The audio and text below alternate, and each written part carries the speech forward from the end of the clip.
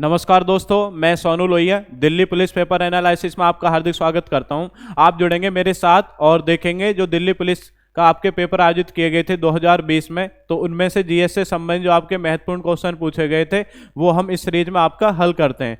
तो आप जुड़ेंगे मेरे साथ और देखेंगे दिल्ली पुलिस पेपर एनालिसिस। तो जुड़ जाएंगे सभी, जुड़ जाएं सभी और देखेंगे जो आज के पेपर के क्वेश्चन हैं उन्हें आप सभी मेरे साथ मिल करके हल करने का प्रयास करें। प्रथम क्वेश्चन आपके सामने है, हम पहले पढ़ चुके हैं इस क्वेश्चन को। निम्नलिखित में से कौन सी खरीफ फसल है? तो तीन आपकी फसल होती हैं, तीन वर्ग होते हैं फसलों के, एक खरीफ, एक रबी और एक आपका जायद। खरीफ वर्ग की फसलें कौन सी होती हैं? जो आप जून जुलाई में बोते हैं और आपका अक्टूबर नवंबर में काट लेते हैं, खरीफ की फसलें कहलाती हैं। जैसे आप पढ़ेंगे धान, ज्वार, बाजरा, मक्का, कपास, मूंगफली, तो ये आपकी कैसी फसलें कहलाती हैं? ये आपकी कहलाएंगी आपकी खरीफ की फसलें। उसके बाद आता है रबी वर्ग। रबी वर्ग आता है, रबी वर्ग आपका क्या है? अक्टूबर नवंबर में आप बोते हैं, मार्च अप्रैल में काट लेते हैं, ये आपकी रबी वर्ग की फसलें कहलाती हैं। जैसे गेहूं, जौ, चना, मटर, सरसों, ये सब आपकी रबी वर्ग की फसलें। उसके बाद आपका कौन सा है? जायद। तो जायद में क्या है? लगभग सभी बेल वाली जो आपकी फसलें वो सब जायद वर्ग में आएंगी। जैसे तरबूज, खरबूज, लौकी, ये सब आपकी जायद वर्ग के अंतर्गत आती हैं। तो ये आपके तीन वर्ग होते हैं। अब यहाँ पे पूछा है खरीफ फसल है, तो खरीफ फसल आप याद रखेंगे तो कौन सा आंसर हो जाएगा? आंसर हो जाएगा आपका जूट। क्या आंसर हो जाएगा? जूट। आपसे पूछा जाएगा जो जूट है, जूट जूट पौधे के कौन से भाग से प्राप्त किया जाता है? ये याद रखेंगे। कौन से भाग से? तना भाग से प्राप्त किया जाता है। कौन से तने भाग से प्राप्त किया जाता है, ये याद रखेंगे। और उसके बाद आपको ये भी याद रखना है जूट है, जूट आपका विश्व में सबसे अधिक कहाँ पे होता है? तो जूट का उत्पादन विश्व में सबसे अधिक कहाँ पे होता है? भारत में। कहाँ पे होता है? भारत। और भारत में भी सबसे अधिक कहाँ पे होता है? सबसे अधिक होता है आपका पश्चिम बंगाल में। कहाँ पे होता है? पश्चिम बंगाल में आपका इसका उत्पादन किया जाता है। क्लियर हुआ?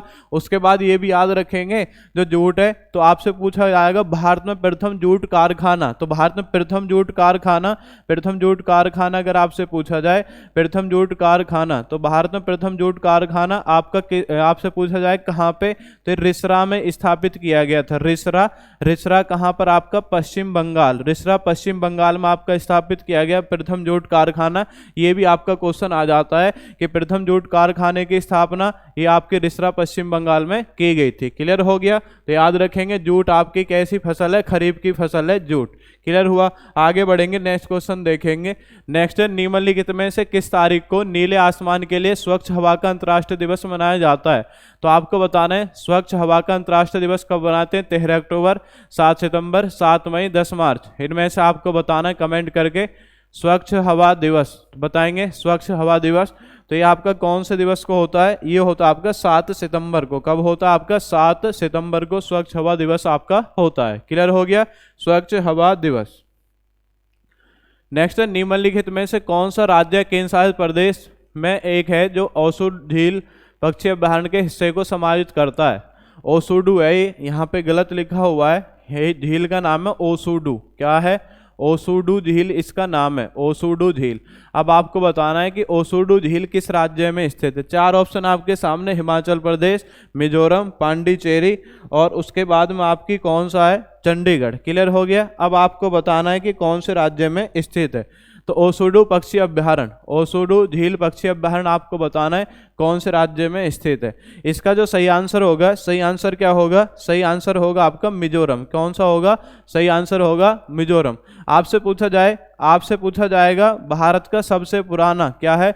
भारत का सबसे पुराना पक्षी अभ्यारण्य कौन सा है? तो इसे याद रखें, वेदांतथगल। और ये कहाँ पर है? ये आपका तमिलनाडु राज्य में स्थित है। ये भारत का सबसे पुराना पक्षी अभ्यारण्य है। और आपसे पूछा जाएगा कि जो भारत का सबसे बड़ा पक्षी अभ्यारण्य कौन सा है? तो सबसे बड़ा लाख बहोश है। कौन सा आपका? लाख बहोश। और लाख बहोश कौन से राज्य में स्थित है? उत्तर प्रदेश में। उत्तर प्रदेश में भी कौन से जिले में स्थित है? कन्नौज में। तो ये याद रखेंगे, भारत का सबसे बड़ा जो पक्षी अभ्यारण्य है कौन सा आपका? लाख बहोश। कहाँ पर है? कन्नौज, उत्तर प्रदेश में। सबसे पुराना वेदांतथगल है, ये कहाँ पर? आपका तमिलनाडु में। और ओसुडू झील पक्षी अभ्यारण्य आपसे पूछा है, ये कहाँ पर है? ये याद रखेंगे कहाँ पर है? मिजोरम में। एक आपका बहुत आता है भरतपुर। क्या है? भरतपुर पक्षी अभ्यारण्य। क्या है? भरतपुर पक्षी अभ्यारण्य। भरतपुर पक्षी अभ्यारण्य अगर आपसे पूछा जाए ये कहाँ पर है? ये राजस्थान में स्थित है। कहाँ पर है? भरतपुर। भरतपुर पक्षी अभ्यारण्य कहाँ पर है? राजस्थान में। इनको याद रखेंगे। क्लियर हो गया जी? आगे बढ़ेंगे, नेक्स्ट क्वेश्चन देखेंगे। नेक्स्ट है, संविधान सभा के संविधान का जो प्रारूप है तो तैयार करने में लगभग कितने सदस्य आपके लगे, कितने वर्ष लगे थे, ये आपको बताना है। संविधान सभा का संविधान का प्रारूप तैयार करने में लगभग कितने वर्ष लगे थे। 4 ऑप्शन आपके सामने, 3 वर्ष, 5 वर्ष, 2 वर्ष, 1 वर्ष, बताएंगे सभी। संविधान का जो प्रारूप है तो संविधान का प्रारूप तैयार करने के लिए कौन सी कमेटी का गठन किया गया, प्रारूप कमेटी आप लिखते हैं। कौन सी कमेटी है, प्रारूप कमेटी। प्रारूप कमेटी ये किस वर्ष हमने बनाई थी, ये बनाई थी 29 अगस्त 1947 को हमने इसका गठन किया था प्रारूप कमेटी का। इसमें कुल सदस्यों की संख्या कितनी थी, 7 थी। अगर आपसे पूछा जाए इसके अध्यक्ष कौन थे, अध्यक्ष आप याद रखेंगे, अध्यक्ष कौन थे, भीमराव अंबेडकर। अध्यक्ष कौन थे, अध्यक्ष थे इसके भीमराव अंबेडकर, इसके अध्यक्ष थे। और आपसे पूछा जाएगा अन्य सदस्य कौन थे, तो अन्य सदस्य ऐसे याद रखेंगे, गो अल्लाह सादुल्ला, ठीक है, गो अल्लाह सादुल्ला, ऐसे याद रखना है, गो अल्लाह सादुल्ला। और उसके बाद याद रखेंगे मुंशी मित्र खेतान, मुंशी मित्र खेतान, तो इनको ऐसे याद रखेंगे, ऐसे आपको याद रखेंगे। अन्य जो 6 सदस्य हैं मुंशी मित्र खेतान।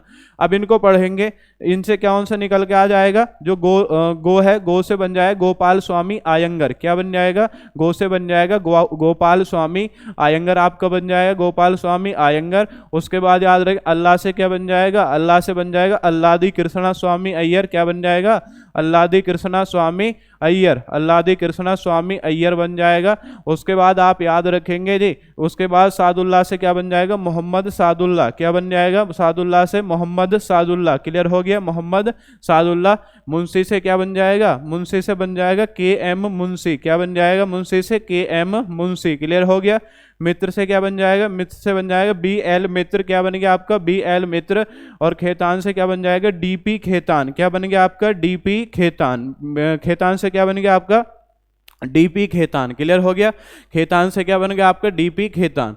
तो याद रखेंगे ये आपके 6 सदस्य थे। अब इसी में से और भी क्वेश्चन आते हैं, जैसा आपसे पूछा जाता है ऐसा कौन सा सदस्य था जिसकी मृत्यु हो गई थी, ऐसा कौन सा था, तो मृत्यु याद रखेंगे, मृत्यु होने के बाद में खेत में पहुंच गया, ठीक है, तो खेत से क्या बन जाएगा, खेतान, ठीक है, तो खेतान की मृत्यु हो गई थी। ऐसा कौन सदस्य था जिसकी मृत्यु हो गई तो खेतान की। और ऐसा कौन सा था जो आपका हट गया था, तो हटने वाला जो आपका सदस्य था जो हट गया था, तो यहां से हट गया था प्रारूप कमेटी से, तो याद रखेंगे ये कौन सा था, BL मित्र, ठीक है। तो मित्र की दुश्मनी हो गई इसलिए वो हट गया, तो आप याद रखें BL मित्र हट गया था। और आपको पूछे कि मृत्यु किसकी हो गई थी, DP खेतान। क्लियर हो गया। तो याद रखेंगे, तो प्रारूप कमेटी ने क्या है, 2 वर्ष 11 माह, क्या है, 2 वर्ष 11 माह और क्या है आपका 18 दिन, 2 वर्ष 11 माह 18 दिन में भारतीय संविधान आपका तैयार किया था। क्लियर हो गया। 2 वर्ष 11 माह 18 दिन, तो लगभग आपके कितने हो जाएंगे, ये हो जाएंगे आपके 3 वर्ष, ठीक है। 11 माह तो 12 माह हो जाएंगे, तो कितना हो जाएगा 3, 12 माह में कितने आपके 12 दिन कम है केवल, तो इसलिए आपका कितने वर्ष पढ़ेंगे, आप इसे पढ़ेंगे 3 वर्ष, ठीक है। तो इन्होंने तैयार किया। और जो भारतीय संविधान आप पढ़ते ही हैं, कब लागू हो गया था, 26 जनवरी 1950। कब लागू किया गया था, 26 जनवरी 1950 को भारतीय संविधान लागू किया गया था। क्लियर हुआ। आगे बढ़ेंगे। निम्नलिखित में से कौन सा मौद्रिक नीति उपकरण भारतीय रिजर्व बैंक द्वारा अर्थव्यवस्था में तरलता और मुद्रास्फीति को नियंत्रित करने के लिए उपयोग किया जाता है, आपको बताना है। तो इसमें रिवर्स रेपो रेट है, नगद आरक्षित अनुपात, रेपो दर, वैधानिक तरलता अनुपात। इनमें से आप बताएंगे मौद्रिक नीति उपकरण रिजर्व बैंक द्वारा अर्थव्यवस्था में तरलता और मुद्रास्फीति को नियंत्रित करने के लिए उपयोग किया जाता है, तो इसमें कौन है। तो इसका सही आंसर क्या होगा, इसका सही आंसर होगा आपका रिवर्स रेपो रेट। क्या है, RRR आप बोलते हैं इसे, reverse repo rate. Reverse repo rate क्या है, जब अन्य व्यापारिक बैंक अपना अतिरिक्त जो धन है RBI के पास जमा कर देते हैं, तो वह क्या कहलाता है, तो वह क्या कहलाएगा, वह कहलाएगा रिवर्स रेपो रेट। तो जो अतिरिक्त धन जमा किया है RBI के पास, उस धन पर जो आपकी ब्याज दर लगेगी या ब्याज दिया जाएगा अन्य बैंकों को, तो वो आपके क्या कहलाएगा, रिवर्स रेपो रेट या रिवर्स रेपो दर। रेपो दर अगर आपसे पूछा जाए, एक होता है रेपो दर। क्या है, रेपो दर। 3 तो याद रखेंगे जरूर। रेपो दर क्या है, जब आरबीआई बैंक अन्य बैंकों को कम समय के लिए, अल्पावधि के लिए ऋण देता है तो उस ऋण पर जो लगने वाली ब्याज की दर है वह क्या कहलाएगी? वह कहलाएगी आपकी रेपो दर। एक होती है आपकी बैंक दर, क्या होती है? एक होती है आपकी बैंक दर। बैंक दर क्या होगी? जब आरबीआई बैंक अन्य बैंकों को लंबे समय के लिए आपका, या आप कहेंगे कि दीर्घ अवधि के लिए आपका ऋण देगा, तो उस ऋण पर जो लगने वाली ब्याज की दर है उसी को हम क्या बोलेंगे? उसी को क्या बोलेंगे? बैंक दर। क्या बोलेंगे उसको? बैंक दर उसको बोलेंगे। क्लियर हो गया? तो ये ध्यान रखना आपको, रिवर्स रेपो दर हो गया, रेपो दर और क्या आपका बैंक दर, ये ध्यान रखेंगे तो आंसर इसका क्या हो जाए? Reverse repo rate. क्लियर हुआ? आगे बढ़ेंगे, नेक्स्ट क्वेश्चन देखेंगे। नेक्स्ट क्वेश्चन है, विज्ञान की एक शाखा जो पौधों के जीवन चक्र में शामिल सभी आवधिक घटनाओं के अनुक्रम से संबंधित है, जो वनस्पति और प्रजनन पर मौसम की गतिशीलता को समझने में मदद करती है और फसल की वृद्धि अवधि कहलाती है। आपको बताना है इसे किस नाम से हम जानते हैं, बताएंगे सभी। इसे किस नाम से जानते हैं? बताएं सभी, कमेंट करके बताएंगे।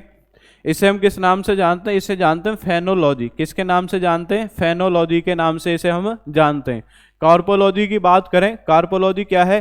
तो इसमें आप याद रखेंगे बीज और क्या है आपका, बीज और फल का जो अध्ययन है वो कौन सी शाखा में किया जाता है? वो किया जाता है आपका कार्पोलॉजी में। किस में करते हैं? कार्पोलॉजी में। आपसे पूछा जाएगा जो आपकी चट्टान होती हैं, रॉक होती हैं, चट्टान का जो अध्ययन है वो कौन सी शाखा में किया जाता है? वो किया जाता है पेट्रोलॉजी में। कौन सी में? पेट्रोलॉजी में। पैलिएंटोलॉजी क्या है? जो आपके जीवाश्म होते हैं, क्या है? जीवाश्म। जो जीवाश्म होते हैं, जीवाश्म का जो अध्ययन है वो कौन सी शाखा में करते हैं? पैलिएंटोलॉजी। जीवाश्मों का अध्ययन कौन सी शाखा में किया जाता है? पैलिएंटोलॉजी में आपका किया जाता है। क्लियर हो गया? पैलिएंटोलॉजी में जीवाश्म का अध्ययन है। और आपसे पूछे कि चट्टान का अध्ययन कौन सी शाखा है? पेट्रोलॉजी। बीज और फल का अध्ययन कौन सी शाखा है? कार्पोलॉजी। क्लियर हो गया? और ये जो आपका क्वेश्चन पूछा है इसे किसके नाम से जानेंगे? फेनोलॉजी के नाम से इसे जाना जाएगा। नेक्स्ट, निम्नलिखित में से किस राज्य में सिंचाई एवं विद्युत उत्पादन के लिए शारदा नहर स्थित है? आपको बताना है कौन सा ऐसा राज्य जहां पे शारदा नहर है। तेलंगाना, आंध्र प्रदेश, उत्तर प्रदेश, मध्य प्रदेश। इसका सही आंसर आप बताएं, कमेंट करके बताएं सभी। इसका सही आंसर क्या होगा? इसका सही आंसर होगा आपका उत्तर प्रदेश। सही आंसर क्या है इसका? सही आंसर क्या है इसका? उत्तर प्रदेश। क्लियर हुआ? उत्तर प्रदेश। नेक्स्ट है, सूरमा सबसे लंबी नदी निम्नलिखित में से किस देश में बहती है जो पूर्वोत्तर भारत से निकलती है? आपको बताने सूरमा जो नदी है ये किस देश में बहती है? बांग्लादेश, म्यांमार, श्रीलंका, भूटान। इनमें से आप बताएंगे सूरमा नदी किस देश में बहती है। सूरमा नदी आप याद रखेंगे, सूरमा नदी कौन से देश में बहती है? ये बहती है आपकी बांग्लादेश में। कहाँ पे बहती है? आपकी बांग्लादेश में बहती है। कौन सी नदी? सूरमा नदी। क्लियर हो जाएगा? बांग्लादेश आपसे पूछा बांग्लादेश की कैपिटल क्या है? बांग्लादेश की कैपिटल ढाका। आपसे पूछे बांग्लादेश आपका कब बना था या स्वतंत्र हुआ था? 26 मार्च 1971। कब स्वतंत्र हुआ था आपका? 26 मार्च 1971। भारत की सबसे अधिक अंतर्राष्ट्रीय सीमा कौन से देश के साथ लगती है? बांग्लादेश के साथ। कितने किलोमीटर है? 4096 किलोमीटर। कितने किलोमीटर? 4096 किलोमीटर। आगे बढ़ेंगे, नेक्स्ट क्वेश्चन देखेंगे जी। निम्नलिखित में से कौन सा प्राधिकरण भारत सरकार के प्रशासन के लिए जिम्मेदार है? आपको बताना है कौन सा आपका ऐसा प्राधिकरण है जो भारत प्रशासन के लिए आपका जिम्मेदार है। सर्वोच्च न्यायालय, अटॉर्नी जनरल, कैबिनेट सचिवालय। इसका पूरा नाम कैबिनेट सचिवालय। कैबिनेट सचिवालय और क्या है आपका? संसद। तो आप बताएंगे भारत सरकार का जो प्रशासन है उसे कौन चलाता है? तो इसे आप याद रखेंगे, इसे कौन चलाएगा? इसे चलाएगा आपका कैबिनेट सचिवालय। ठीक है? तो केंद्र सरकार के जो भी आपके कार्य होते हैं वो कहाँ से होंगे? आपके कैबिनेट सचिवालय से। तो आंसर क्या हो जाएगा आपका? कैबिनेट सचिवालय। क्लियर हुआ?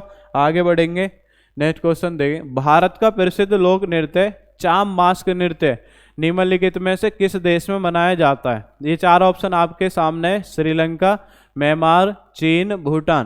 तो ये पूर्वोत्तर भारत में होता है और पूर्वोत्तर भारत के साथ साथ एक देश में और आपका होता है। तो जो देश आपका पड़ोसी देश है और इस पड़ोसी देश का नाम क्या है? भूटान। आपको याद रखना है कौन सा देश है? भूटान। तो याद रखेंगे भूटान देश में भी किया जाता है। क्लियर हो गया? क्लियर हो गया सभी का? कौन से देश में होता है? भूटान। आपसे पूछे भूटान की राजधानी क्या है? भूटान की राजधानी आप याद रखेंगे क्या है? थिम्पू। चीन की अगर आपसे पूछा जाए चीन की कैपिटल क्या है? चीन की कैपिटल क्या है आपकी? बीजिंग। म्यांमार की क्या है? म्यांमार की याद रखेंगे नेपिता। क्या है? नेपिता। श्रीलंका की क्या है? जयवर्धनेपुरा। क्या है श्रीलंका की? जयवर्धनेपुरा। जयवर्धनेपुरा। क्या है आपके श्रीलंका की? श्रीलंका की पहले कोलंबो थी, अब क्या है? जयवर्धनेपुरा। तो जयवर्धनेपुरा ये आपकी किसकी कैपिटल है? श्रीलंका की। क्लियर हो गया? आगे बढ़ेंगे, नेक्स्ट क्वेश्चन देखेंगे। नेक्स्ट क्वेश्चन क्या है? निम्नलिखित में से किस वर्ष में पुर्तगालियों द्वारा बॉम्बे द्वीप अंग्रेजी राजकुमार चार्ल्स द्वितीय को दहेज के रूप में दिया गया था? तो जो चार्ल्स द्वितीय, चार्ल्स सेकंड, इसका जो विवाह पुर्तगाल की राजकुमारी थी, इसका नाम क्या था? कैथरीन। पुर्तगाल की राजकुमारी क्या थी? कैथरीन। कैथरीन के साथ हुआ, और कैथरीन के साथ होने के दौरान जो पुर्तगाली थे, पुर्तगालियों के द्वारा, आपको याद रखना है इन दोनों का विवाह किस वर्ष हुआ? जो दहेज में मुंबई को दिया था। तो आप याद रखें इन दोनों का विवाह किस वर्ष हुआ था? 1661 में। किस वर्ष हुआ था आपका? 1661 में। आपसे पूछा जाए भारत आने वाला प्रथम पुर्तगाली यात्री कौन था? भारत आने वाला प्रथम पुर्तगाली यात्री कौन था? इसका नाम आप याद रखेंगे, यात्री का नाम क्या है? Vasco da Gama. कौन था भारत आने वाला प्रथम पुर्तगाली यात्री? Vasco da Gama. ये कब आया था? 1498 ईस्वी में भारत आया था। और आपसे पूछे किसकी सहायता से, किसकी सहायता से ये भारत आया? अब्दुल हमीद। तो अब्दुल हमीद गुजराती पथ प्रदर्शक था, इसकी सहायता से भारत आया। और भारत में भी आप याद रखेंगे, भारत में कहाँ पे आया? भारत में आप याद रखेंगे कौन सा तट है? मालाबार तट। कौन सा तट है? मालाबार तट। तो मालाबार तट पे आया। मालाबार तट कौन से राज्य में स्थित है? केरल में, याद रखेंगे। और मालाबार तट में भी कौन से बंदरगाह पे आया? कालीकट बंदरगाह। कौन सा बंदरगाह है? कालीकट बंदरगाह। तो कालीकट बंदरगाह पर ये भारत आया। कौन से बंदरगाह पर आया? कालीकट बंदरगाह पर। कौन से तट पर? मालाबार तट पर। कौन से राज्य में आया? आपका केरल राज्य में आया। कौन से राज्य में आया? केरल राज्य में आया। इसका जो स्वागत है वो किस स्थानीय शासक ने किया था? तो जहां यहाँ का स्थानीय शासक था, इसका नाम क्या था? जुमोरिन। क्या नाम था? जुमोरिन। तो जुमोरिन के द्वारा इसका स्वागत किया गया।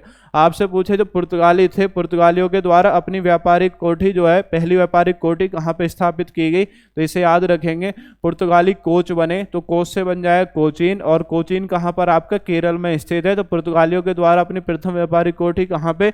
कोचीन, केरल में स्थापित की गई थी। क्वेश्चन पढ़ते हैं, प्रमुख पुर्तगाली बस्ती किसे माना जाता है? गोवा को माना जाता है, क्योंकि अंग्रेजों के आने के बाद में ये केवल कहाँ पे सिमट के रह गए? गोवा।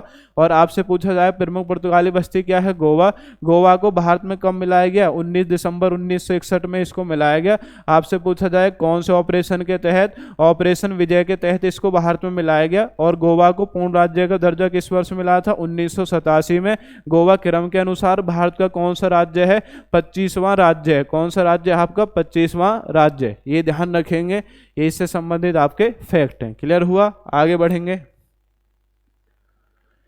नेक्स्ट है, सरकार के कुल राजस्व और कुल व्यय के बीच के अंतर को क्या कहा जाता है? राजस्व घाटा, प्राथमिक घाटा, सरकारी घाटा, राजकोषीय घाटा। इनमें से आपको बताना है सरकार के कुल राजस्व और कुल व्यय के बीच के अंतर को क्या कहा जाता है? राजस्व घाटा, प्राथमिक घाटा, सरकारी घाटा, राजकोषीय घाटा। इनमें से आपको बताना है। बताएंगे सभी, कमेंट करके बताएं किस नाम से जाना जाता है। तो इसका जो सही आंसर होगा, सही आंसर क्या होगा? सही आंसर होगा आपका राजकोषीय घाटा। किस नाम से जाना जाता है? राजकोषीय घाटा के नाम से जाना जाता है। किस नाम से? राजकोषीय घाटा।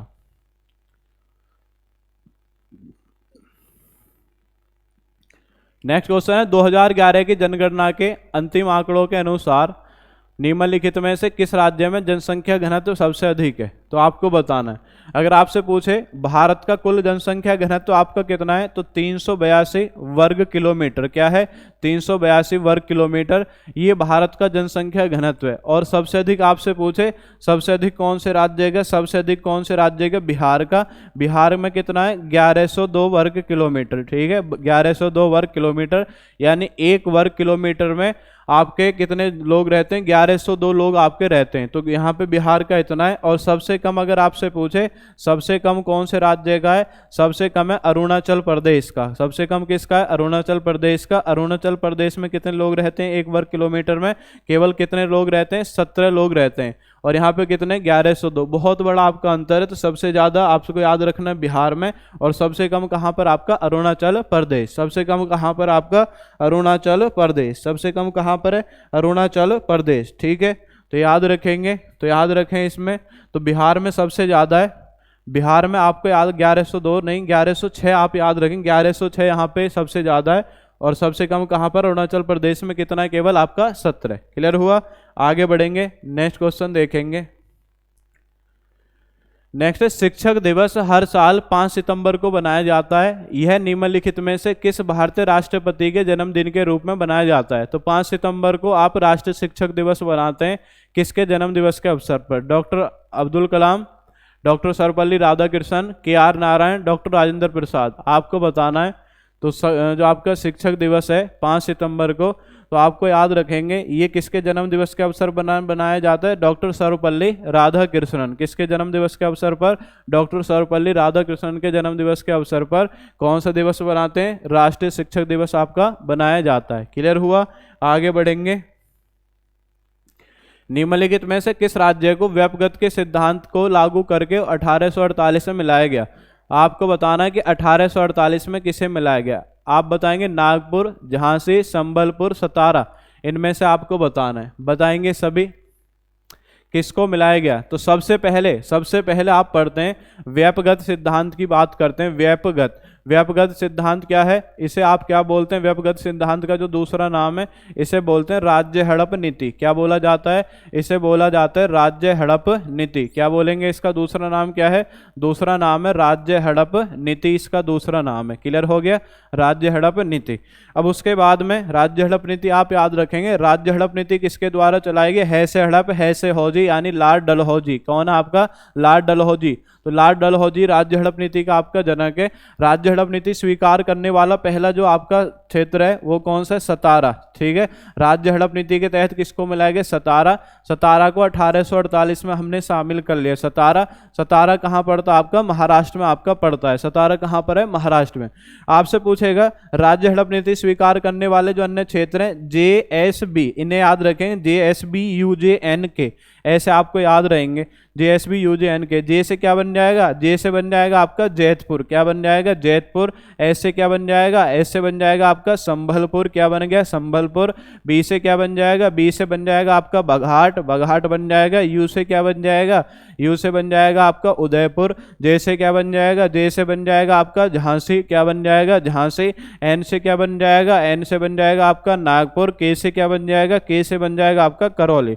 क्या बन जाएगा? करौली। क्लियर हो गया, जैतपुर, संबलपुर, बघाट, उदयपुर, झांसी, नागपुर और करौली, ये सारे वो क्षेत्र हैं जो लॉर्ड डलहौजी ने राज्य हड़प नीति के तहत आपके शामिल किए थे। क्लियर हो गया।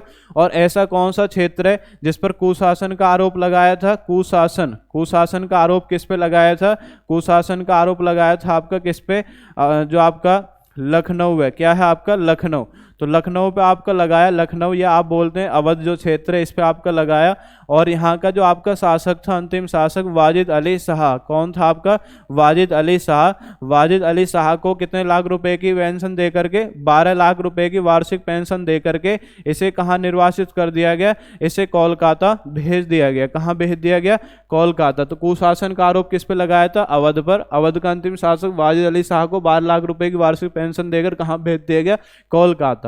ये भी इसमें ध्यान रखना है। क्लियर हो गया सभी का? जी, आगे बढ़ेंगे। तो इसमें आप याद रखेंगे किसको? तो इसमें हो जाएगा आपका सतारा। कौन है? सतारा।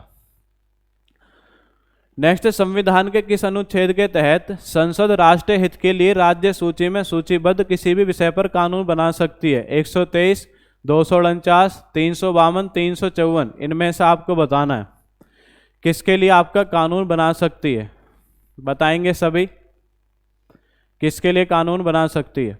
तो आपका कौन सा आर्टिकल है? आर्टिकल आपका 249। कौन सा आर्टिकल है ऐसा? आर्टिकल 249। कौन सा आर्टिकल है? 249। आर्टिकल 123 में क्या है? राष्ट्रपति के द्वारा अध्यादेश जारी करने की जो शक्ति है वो कौन सा आर्टिकल है? 123। याद रखेंगे। 352 आप पढ़ते हैं। 352 में क्या है? राष्ट्रीय आपातकाल। क्या है? 352 में राष्ट्रीय आपातकाल। क्या है आपका? 352 में राष्ट्रीय आपातकाल क्या है? 352 राष्ट्रीय आपातकाल, ये भी ध्यान रखेंगे। लेकिन आपसे पूछे कि राष्ट्रीय राज्य सूची के विषय पर कानून बनाने का अधिकार किस आर्टिकल में दिया गया, 249। क्लियर हो गया। आगे बढ़ते हैं, नेक्स्ट क्वेश्चन देखते हैं। चट्टानों के अध्ययन को किस नाम से जाना जाता है? चट्टानों का जो अध्ययन है इसे किस नाम से जानते हैं? पेट्रोलॉजी, खनिज विज्ञान, भूआकृति विज्ञान, क्रायोस्फीयर। बताएंगे चट्टानों का अध्ययन। चट्टानों का अध्ययन किस नाम से जाना जाता है? ये आप याद रखेंगे, चट्टानों का अध्ययन किस नाम से जाना जाता है? पेट्रोलॉजी। आपसे पूछा जाए चट्टान कितने प्रकार की होती हैं? चट्टान होती है आपकी 3 प्रकार की। कौन कौन सी? एक तो होती है आग्नेय, एक कौन सी होती है अवसादी, और एक कौन सी होती है? एक होती है आपकी रूपांतरित। एक कौन सी आपकी? रूपांतरित। कौन सी होती है आपके? रूपांतरित। तो आग्नेय, अवसादी और कौन सी आपके? रूपांतरित। तो ये 3 आपकी चट्टानें होती हैं, आग्नेय, अवसादी और रूपांतरित। क्लियर हो गया। आपसे पूछा जाएगा इसी में कि जो आपसे पूछते हैं कि जो जितने भी आपके पेट्रोलियम है, क्या है? पेट्रोलियम। पेट्रोलियम में आपके सब आ जाएंगे, जैसे कोयला, डीजल, पेट्रोल, मिट्टी का तेल। तो ये कौन सी चट्टान से प्राप्त करते हैं? ये आप प्राप्त करते हैं अवसादी चट्टान से। क्लियर हो गया।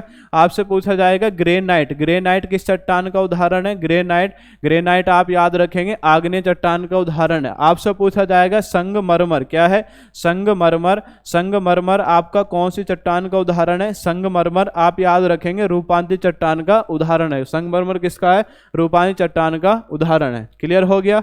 ये आप याद रखेंगे इससे संबंधित। क्लियर हुआ। आगे बढ़ते हैं जी, नेक्स्ट क्वेश्चन देखते हैं। आरटीजीएस में लेन देन, पूरे आरटीजीएस व्यवसायिक घंटों के दौरान लेन देन के आधार पर लगातार संसाधित होते हैं। आरटीजीएस का क्या अर्थ है?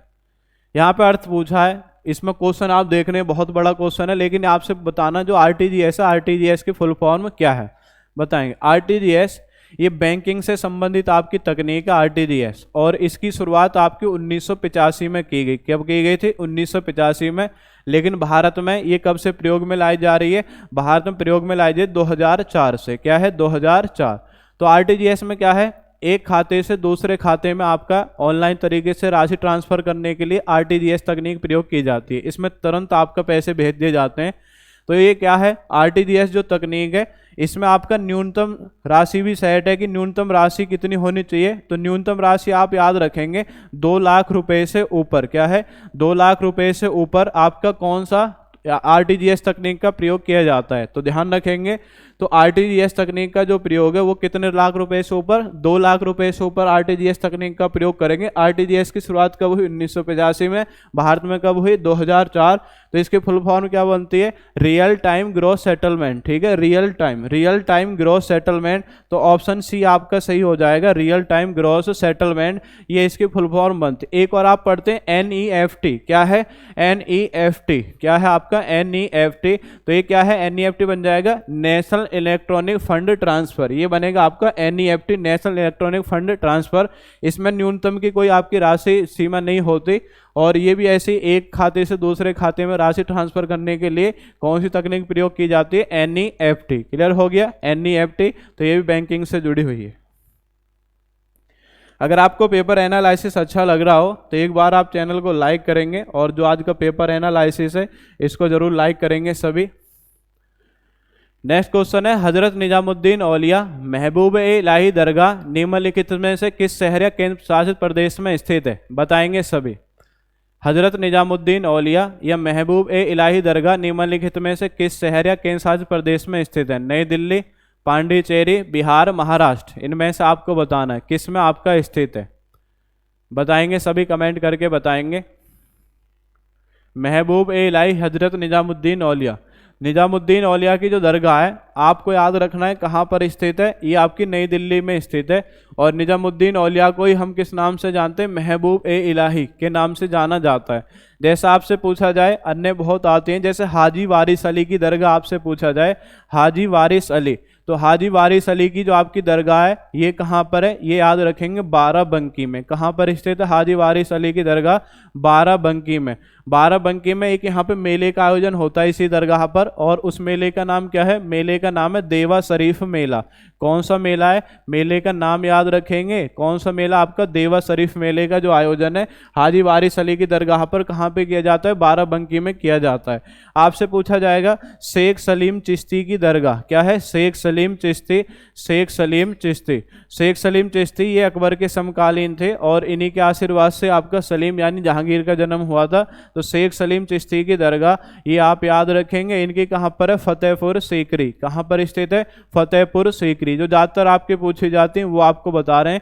नेक्स्ट है एक और आप याद रखें, ख्वाजा मोइनुद्दीन चिश्ती। जो चिश्ती संप्रदाय इसके संस्थापक कौन है? ख्वाजा मोइनुद्दीन चिश्ती।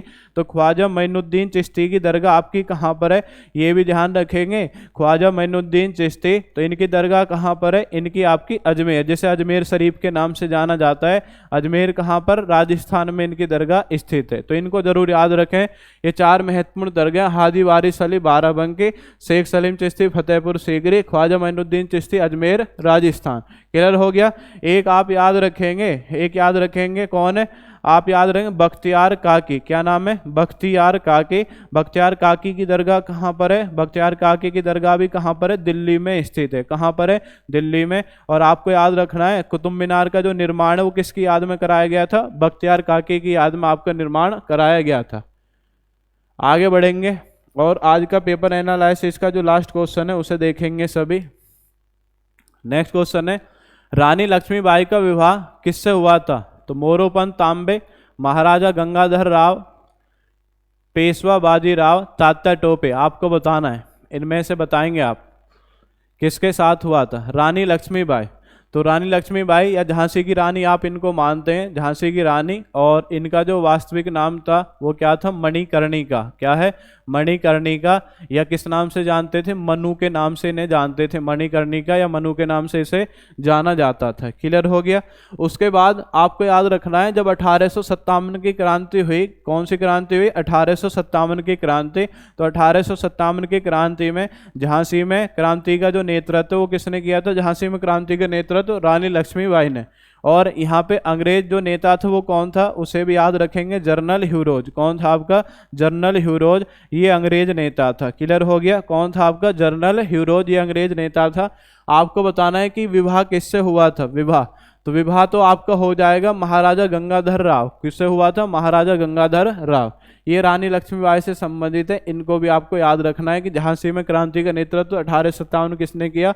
रानी लक्ष्मीबाई। इनका जो आपका मूल नाम क्या है? मणिकर्णिका या मनु। और यहाँ पे अंग्रेज नेता कौन था? General Hugh Rose. कौन था आपका? General Hugh Rose.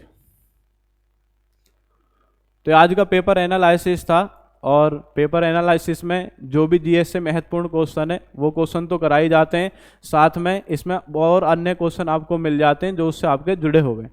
तो आप ऐसे ही जो पेपर एनालिसिस आप इसको देखते रहेंगे और आगे जो भी आपका दिल्ली पुलिस की वैकेंसी आने वाली है उसके लिए आपको लाभदायक सिद्ध होगा। इसी के साथ मैं आपसे विदाई लेता हूँ। धन्यवाद। जय हिंद, जय भारत।